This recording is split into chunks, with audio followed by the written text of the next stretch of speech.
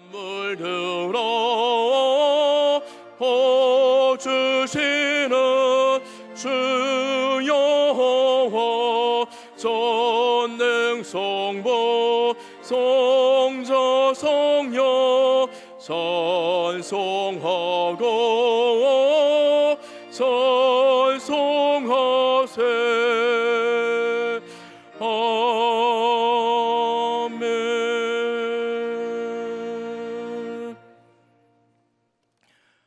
이르되 찬송하리로다. 주의 이름으로 오시는 왕이여, 하늘에는 평화요 가장 높은 곳에는 영광이로다 하니.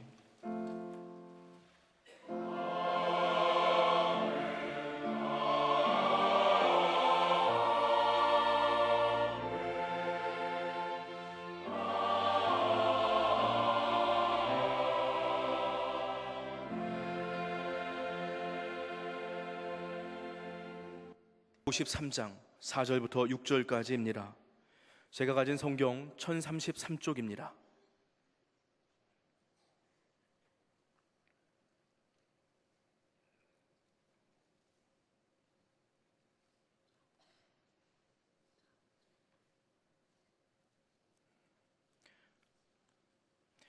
이사야 53장 4절부터 6절까지입니다. 그는 실로 우리의 질고를 지고 우리의 슬픔을 당하였거늘 우리는 생각하기를 그는 징벌을 받아 하나님께 맞으며 고난을 당한다 하였노라. 그가 찔림은 우리의 허물 때문이요 그가 상함은 우리의 죄악 때문이라. 그가 징계를 받음으로 우리는 평화를 누리고 그가 채찍에 맞음으로 우리는 나음을 받았도다. 우리는 다 양 같아서 그릇 행하여 각기 제 길로 갔거늘 여호와께서는 우리 무리의 죄악을 그에게 담당시키셨도다. 아멘.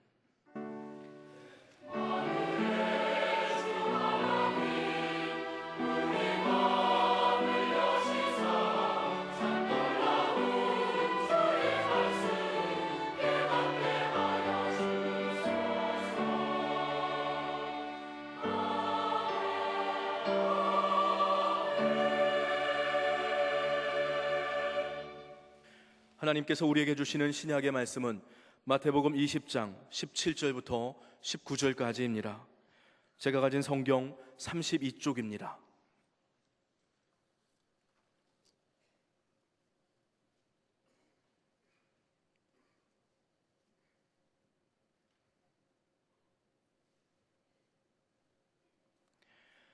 마태복음 20장 17절부터 19절까지입니다.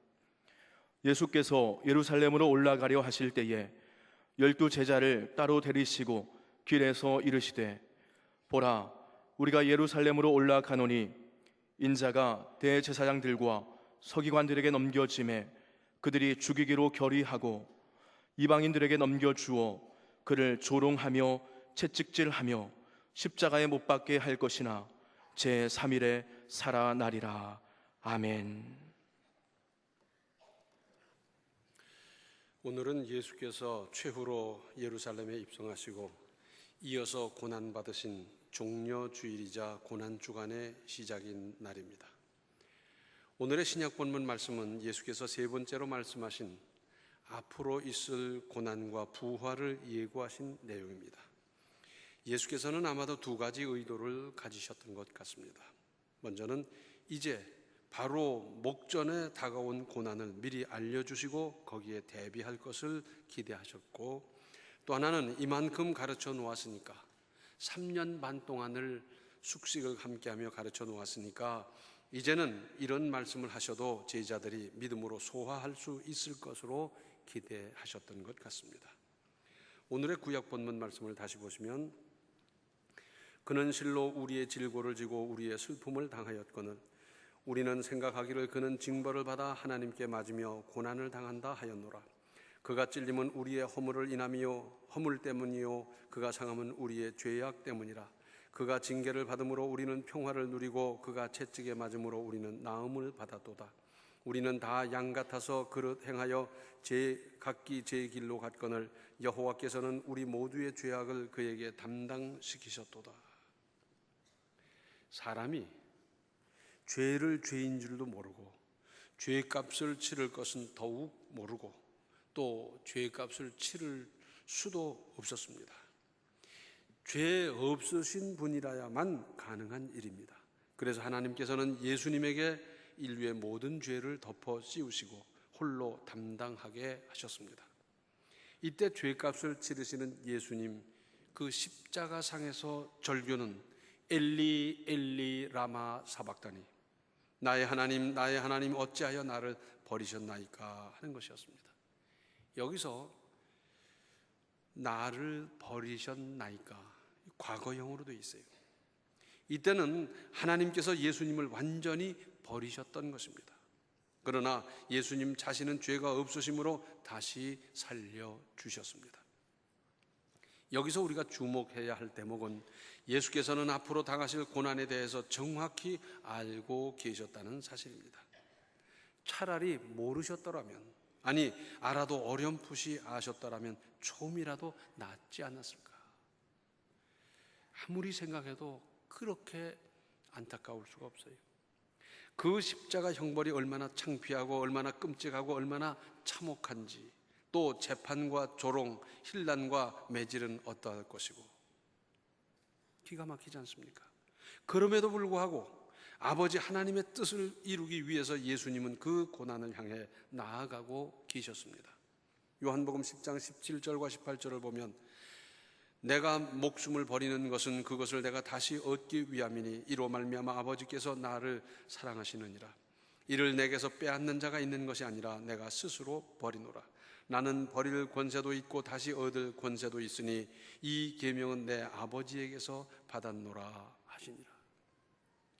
억지로 강제로 십자가를 지는 것이 아니라 고난임이 틀림없고 끔찍한 것도 틀림없지만 이것은 예수께서 스스로 버리시는, 스스로 택하신, 스스로 가시는 그 길이었습니다. 예수님을 가장 닮은 인생을 살았던 바울 역시 그러했습니다. 이제 세 번째 세계 전도 여행을 마치고 예루살렘을 올라가려고 할 적에 에베소에서 장로들이 모여서 성령의 감동으로 가지 말라 그럽니다. 가면 이렇게 잡혀 들어갑니다. 그 후에 목숨을 잃을 것에 대해서는 차마 말을 못하고, 그리고 그 다음에 행선지마다 들르면 거기서 그렇게 강권하며 말렸습니다. 거기에 대해서 사도 바울은 사도행전 20장 22절로 24절에 보라 이제 나는 성령에 매여 예루살렘으로 가는데 거기서 무슨 일을 당할는지 알지 못하노라. 오직 성령이 각 성에서 내게 증언하여 결박과 환난이 나를 기다린다 하시나 내가 달려갈 길과 주 예수께 받은 사명 곧 하나님의 은혜의 복음을 증언하는 일을 마치려 하면은 나의 생명조차 조금도 귀한 것으로 여기지 아니하노라. 무슨 일을 당할지 모른다는 말은 가면 죽는다 그 말이에요. 알고 간다 그 말씀이고요. 그런데 특별히 24절에 내가 달려갈 길과 주 예수께 받은 사명 곧 하나님의 은혜의 복음을 증언하는 일을 마치려 하면은 나의 생명조차 조금도 귀한 것으로 여기지 아니하노라. 목숨이 아까워서 사명을 회피하지 않겠다는 결연한 믿음입니다. 회피하거나 도피할 수도 있었지만 스스로 찾아가는, 목숨을 걸고 가는 사명의 길, 참으로 고귀한 일이 아닐 수 없습니다. 먹는 것을 위해서 가는 길이 아니고, 입는 것을 위해서 가는 길이 아니고, 무슨 지위를 얻기 위해서 가는 길이 아니라 사명을 위해서 가는, 생명을 걸고 가는 그 길은 참으로 고귀한 일이 아닐 수 없습니다.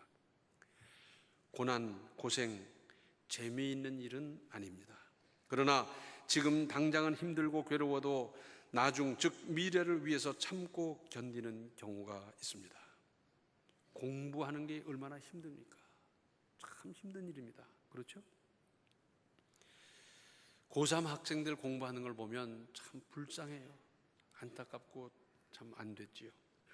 어떤 아버지가 아들이 고3이 돼서 열심히 공부하는 모습을 보면서 얼마나 마음이 안 됐던지 하루는 그럽니다. 야, 그만둬라. 내가 공부할게. 네가 돈 벌어라.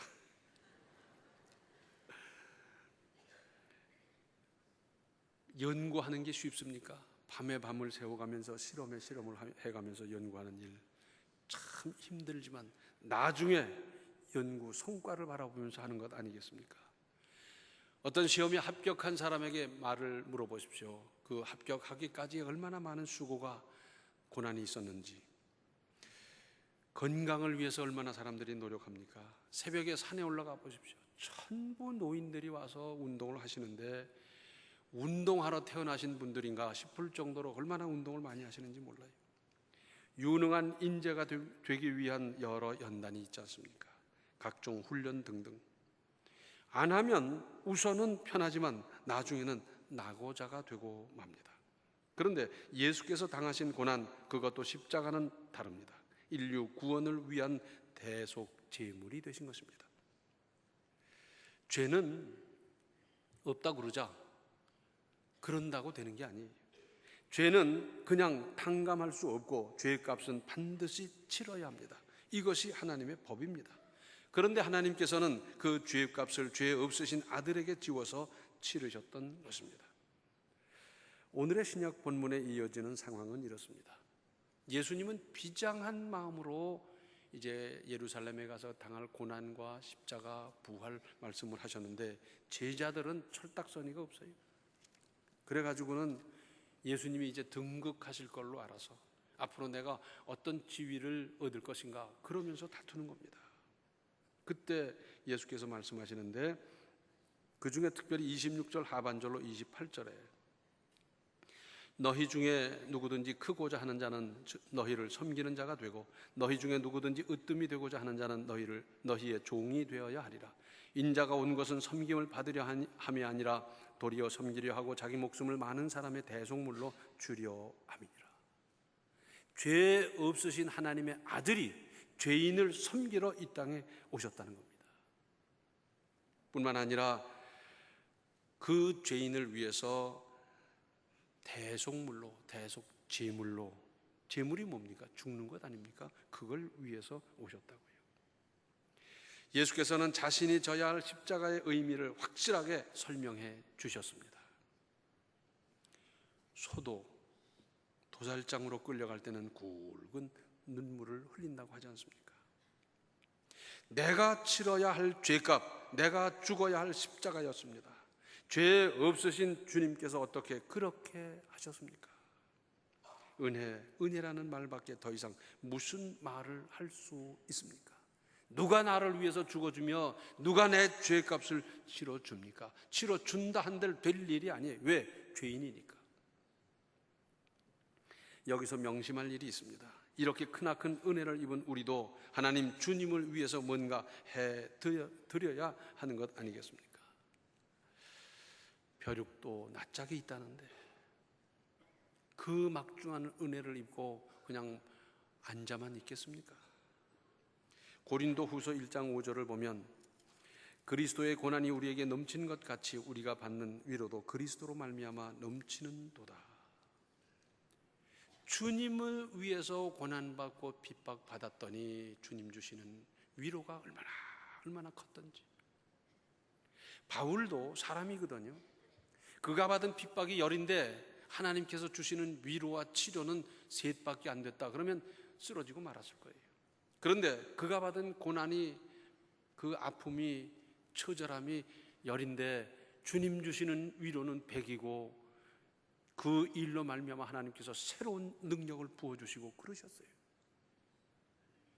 그러면서 6절과 7절에 우리가 환난 당하는 것도 너희가 위로와 구원을 받게 하려는 것이요 우리가 위로를 받는 것도 너희가 위로를 받게 하려는 것이니 이 위로가 너희 속에 역사하여 우리가 받는 것 같은 고난을 너희도 견디게 하느니라. 너희를 위한 우리의 소망이 견고함은 너희가 고난에 참여하는 자가 된 것 같이 위로에도 그러할 줄을 알미라. 바울은 고난을 받고 이젠 죽었구나. 아마도 그런 기도도 했을 겁니다. 주 예수여 내 영혼을 받아주시옵소서. 그런 기도도 했을 거예요. 그런데 하나님께서 그에게 깊이 위로하시면서 치료해 주시고 힘 주시고 새 힘을, 새 능력을 주셔서 그걸 의지하고 또 나가서 능력 있게 일을 했더랬어요. 이런 일을 자꾸 겪다 보니까 이제는 고난이 닥쳐와도 겁이 나는 것이기보다는 이 일을 통해서 주실 하나님의 은혜가 어떤 것일까 기대하면서 고난을 맞이한 사람이 됐어요. 바울을 비롯한 그 신앙 수준에 있는 분들은 이런 경험이 다 있는데, 이제 갓 믿은 사람들은 요만한 어려움만 있어도 눈물 흘리고 잠을 못 자고 밥을 못 먹고 막 어쩔 줄 몰라 할 적에 먼저 위로를 받아보고 경험해본 이 경험을 가지고 그들을 위로할 것이다 하는 말씀입니다. 그렇습니다. 예수님의 고난에 믿음으로 동참하고 앞장설 일입니다. 주님을 위해서, 주님의 몸된 교회를 위해서, 믿음으로 이웃을 위해서 고난 받아본 일이 있으십니까? 이런 일을 위해서 한 끼라도 굶어본 일이 있습니까? 자존심을 구겨본 일이 있습니까? 핍박받아본 일이 있습니까? 손해본 일이 있습니까? 억울한 일을 당해본 일이 있습니까? 하나님께서는 바로 이런 고난을 기뻐하십니다. 마태복음 5장에 보면 팔복에 대해서 쭉 나오는데 그 결론적인 복은 뭐냐? 마태복음 5장 10절로 12절에 있습니다. 의를 위하여 박해를 받은 자는 복이 있나니 천국이 그들의 것입니다. 나로 말미암아 너희를 욕하고 박해하고 거짓으로 너희를 거스려 모든 악한 말을 할 때에는 너희에게 복이 있나니 기뻐하고 즐거워하라. 하늘에서 너희의 상이 큼이라. 너희 전에 있던 선지자들도 이같이 박해하였느니라. 주님을 위한 수고에는 틀림없이 하나님의 상이 따릅니다. 그런데 그 상 중에 큰 상은 뭐냐?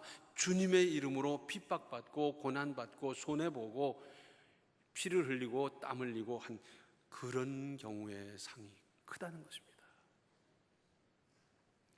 또한 고난은 사람을 겸손하게 만드는 가장 훌륭한 약입니다. 저 잘난 척하고 무서운 것 없고 까불고 하던 사람 그저 고난으로 말미암아 겸손을 배우게 되고, 뿐만 아니라 고난은 많은 것을 생각하게 하고 회개하게 하는 약이기도 합니다. 그전엔 회개가 뭔지도 몰랐던 사람이 고난을 받고 보니까 비로소 회개하면서 새 사람이 되는 경우 얼마나 많습니까? 시편 119편 67절을 보면 고난 당하기 전에는 내가 그릇 행하였더니 이제는 주의 말씀을 지키나이다. 그전에는 자행자지 제멋대로 살았어요. 그런데 고난을 받고 보니까 주의 말씀대로 살아야 되겠다고 깨닫게 되고 그것이 유익하고 좋은 것을 알아서 이제는 주의 말씀을 지키는 사람이 됐다 하는 고백이고요. 시편 119편 71절을 보면 고난당한 것이 내게 유익이라 이로 말미암아 내가 주의 율례를 배우게 되었나이다. 그전엔 몰랐어요. 그런데 고난으로 말미암아 주님의 말씀, 주님의 법도를 배우게 됐고 결과적으로 이것이 나에게 참 유익이 됐다라는 고백입니다. 반면에 나에게 주어진 고난이 있습니다. 흔히 자기 십자가라고 말하지요. 내가 아니면 안 되는, 나 밖에는 누구도 감당할 수 없는 고난, 어려운 문제, 믿음으로 덕스럽고 지혜롭게 처리하십시오. 아기를 기를 때 젖이 모자라면 혹 다른 엄마의 젖을 먹이기도 해요. 그런데 다른 엄마의 젖을 먹으면 어떻게 되는지 아세요? 몰라요. 나는 풍부해서 맘껏 먹이기 때문에 모른다 그래요? 장로님들은 더 몰라요. 안 먹여봐서. 다른 엄마의 젖을 먹이면 설사해요. 아세요? 예, 맞다르잖아요. 물론 유모라는 사람들이 있어서 다른 엄마의 젖을 먹이면 나중에는 거기에 이제 길들여져 가겠지만은 일단은 설사해요. 그 아기는 그 어머니의 젖을 먹어야 되고 그 어머니는 그 젖을 가지고 그 아기를 기르게 돼 있는 거지, 이 사람 저 사람 그저 얻어먹이면서 기르는 게 정상이 아니지 않습니까? 나 아니면 질 수 없는, 나밖에 할 수 없는 그런 자기만의 문제가 있는데 잘 처리하십시오.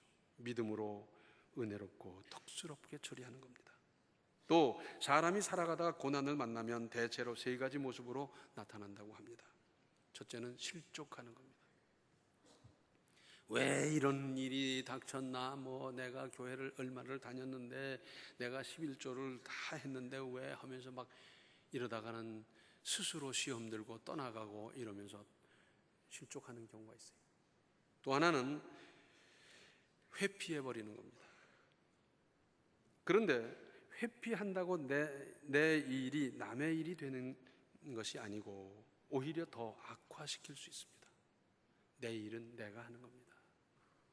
그런가 하면 믿음으로 묵묵히 처리해 나가는 사람이 있습니다. 기도하면서 하나님께서 주시는 은혜로, 하나님께서 주시는 그 능력을 받아서, 하나님께서 주시는 그 지혜로 하나하나 해결해 가는 겁니다. 어떤 경우에는 참아내기만 해도 해결되는 고난도 있습니다. 주여 하면서 참아내는 거죠. 감당하십시오. 그런데 그걸 못 참아서, 그걸 못 견뎌서, 못 기다려서 일을 어그러지게 하는 경우가 있지 않습니까? 잘 참고 나가다가 그 고비만 넘기면 될 텐데 그 고비를 못 넘겨서 지금까지 참고 수고하고 희생한 모든 것이 물거품이 되게 하여 그렇게 했어야 되겠습니까? 바울은 사도로서 활동을 하는데 늘 그런 도전을 받았어요. 네가 무슨 사도냐? 너는 예수 믿는 사람 핍박했던 사람 아니냐? 사도라면 예수님과 처음부터 같이 해서 3년 반 동안 숙식을 같이 했던 그 사람들이나 사도지 네가 무슨 사도냐 하면서 늘 도전을 받아들였어요. 그래서 바울 서신을 읽어보면 제일 처음에 사도된 바울은 꼭 그렇게 나와요. 내가 사도라는 거예요. 그런데 갈라디아서 6장 17절을 보면 바울이 고백합니다. 이후로는 누구든지 나를 괴롭게 하지 말라. 내가 내 몸에 예수의 흔적을 지니고 있노라. 예수님의 흔적이 뭐겠습니까? 그런 상상을 해봅니다. 혹 말을 타고 가다가 혹은 걸어가다가 시골길을 가다가 여름에 더운데 겨울물이 시원하게 흘러가다 보면 야 여기서 우리가 목욕 좀 하고 가자. 그리고 제자들과 함께 목욕을 하다 보면 아이고 선생님 이게 웬일입니까? 구렁이를 감아놓은 것 같이 그냥 흉터가 생겨 있는데 얼마나 끔찍하고 흉한지. 이거 내가 아무데에서 매를 맞고 그때 이 흉터를 이렇게 피를 흘리고 그랬더랬지. 아 이쪽은 왜 그렇습니까? 아 이건 아무데에서 내가 그때 채찍 맞으면서 이렇게 됐던 거야. 그러면서 그 흉터를 늘 만지면서 주님의 이름으로 받은 흉터입니다. 저는 이것을 훈장으로 알겠습니다. 주여 주여 그랬을 겁니다. 예수님의 흔적을 가졌습니까? 어떤 흔적을, 어떤 눈물을, 어떤 기념품을 가지고 계십니까? 신앙생활 그래도 얼마 정도 했다고 하면 예수님의 흔적을 가지고 신앙생활 하시기를 바랍니다. 이 신앙생활이 사람 잘하는 거하고 참 비슷해요. 아기는 태어나면 하나부터 열까지 다 해줘야 돼요. 쥐가 뭘 했다고? 먹여주고 재워주고 씻겨주고 입혀주고 뭐 온갖 수발을 다 들어요. 그런데 조금 자라가면서 이제 제가 먹고 제가 씻고 제가 벗고 입고 그러면서 하나하나 제 일을 하다가 어느 단계가 되면 부모님이 도와주지 않아도 돼요. 그리고 좀 더 자라면 그 다음에는 자기를 위해서 온갖 희생과 수고를 다한 부모님을 공경하게 됩니다. 아 우리 어머니 우리 아버지 그때 참 고생하셨는데 어떻게든지 좀 편하게 좀 어떻게 잘 보살펴 드려야 되겠다 그러면서 보살피고 그러잖아요. 신앙생활도 처음 시작할 때는 전부 도와줘야 돼요. 그 사람이 학벌이 어떻든지 나이가 어떻든지 처음 믿을 때는 애기요. 그래서 다 도와줘야 돼요. 구역장님이 쫓아다니면서 그저 이거 해주고 저거 해주고 이렇게 안내 저렇게 안내 계속 해주는데 믿음이 자라가면서 하나하나 제가 해나가다가 나중에 믿음이 자라면 내가 주님을 위해서 무엇을 할까? 나는 주님을 위해서 무슨 기여를 했으면 좋겠는가? 내가 할 수 있는 게 뭔가? 그러면서 그 일을 위해서 시간을, 물질을, 수고를, 땀을 흘려가는 것 아니겠습니까? 가정에서 자녀들에게 심부름을 시켜봅니다. 심부름을 잘하니까 얼마를 줘요? 상이라고. 그 다음에 또 시켰는데 잘하니까 상 주고 이러다 보면 그 다음엔 어떻게 되느냐? 상 안 주면 움직이지도 않아요. 까딱도 안 해요. 그럼 결과적으로 나빠지는 겁니다. 상이 없어도 아버지의 뜻이니까, 어머니의 마음이니까 그걸 존중히 여기고 잘 실행하고 실천하고 그 뜻을 받들어서 그 행하고, 이렇게 처음부터 길러져 나가야 되지 않겠습니까? 우리는 언제까지 애기의 신앙을 벗어나지 못하고 도와줘야 믿고 누가 챙겨줘야 믿고 챙겨야 교회 가고 그런 식으로 신앙생활 하겠습니까? 이제는 내가 다른 사람을 챙겨야 되고, 이제는 내가 하나님의 뜻을 따라 하나님의 일에 동참하고 앞장서고 나아가야 되는 큰 믿음, 자란 믿음의 신앙 상태가 되어야 되지 않겠습니까? 하나님께서는 하나님과 교회와 이웃을 위한 나의 작은 수고도 낱낱이 기억하고 계십니다.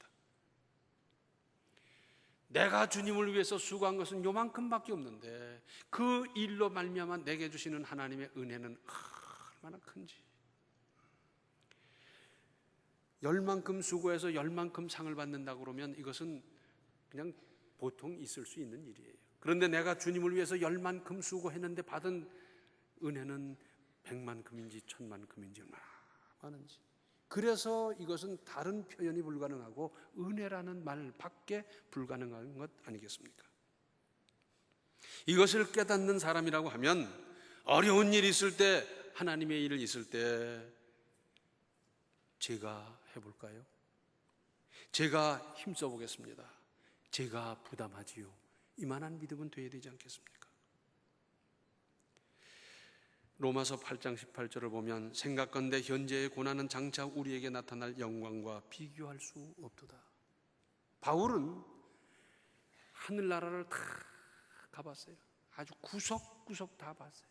자세히 봤어요. 자기가 주님의 이름으로 핍박받고 고난받고 상처받고 고통 많이 당했는데, 그런데 하늘나라 가봤더니 그것으로 말미암아 내가 받을 상급이 얼마나 많이 예비되어 있는지, 1000배인지 10,000배인지 대단해요.